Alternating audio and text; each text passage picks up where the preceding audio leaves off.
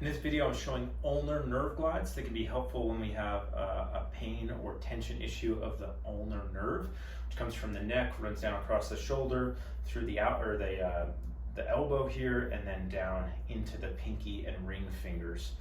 So what we don't want to do is stretch it. So a max stretch or tension position of the nerve would be here with head away. I'm tensing it all the way through that system. So I'm going to reverse engineer this. We're going to start in positions of the least amount of tension if the nerve is very irritable and move to more tension some later phases of rehab. At no point when you're doing these should you feel a sensation of stretch, numbness, tingling, or pain. It's a common mistake with nerve glides that we want to feel something when we're doing them. We just want to feel like we're going to be moving our wrist, elbow, and head around. Should not feel tension or stretching or any nerve symptoms. If you do feel those, regress to the position of lesser tension.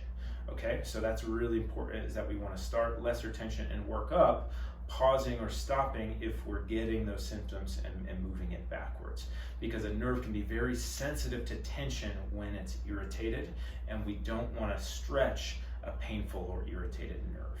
Okay, so if this is our position of max tension, we're going to reverse engineer that. So I'm going to start standing. I'm going to go kind of back of the hand, wrist, watch face towards the camera. I'm going to pull up. That's going to tense it there. And then I'm going to bend my elbow and be here. Okay? It's kind of like a weird T-Rex, but I'm going to come up and down like that. So I'm relaxing the nerve here, tensing it here, and then reversing that at the bottom. To be a little more tension, I can bring my shoulder out to the side.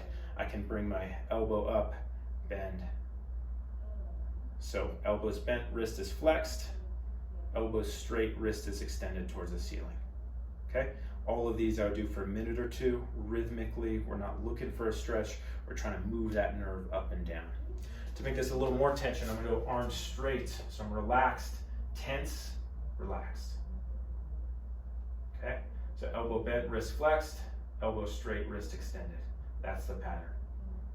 Be a little more, I can bring my arm out to the side, wrist extended, flexed, extended, flexed, extended, flexed. Now a little more, I'm going to combine, I'm going to get tension at the wrist and at the elbow, and my head is going to be what's moving. So I'm going to come here and come towards my hand, and then away, towards my hand and away, towards my hand and away. And then max tension, I can be here, I'm going to come away and keep my wrist relaxed, and I'm going to reach towards my ear.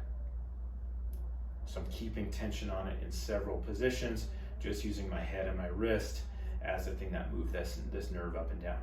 So I know these look kind of funny, but we can change how that nerve glides and moves through the system, and we can really change symptoms.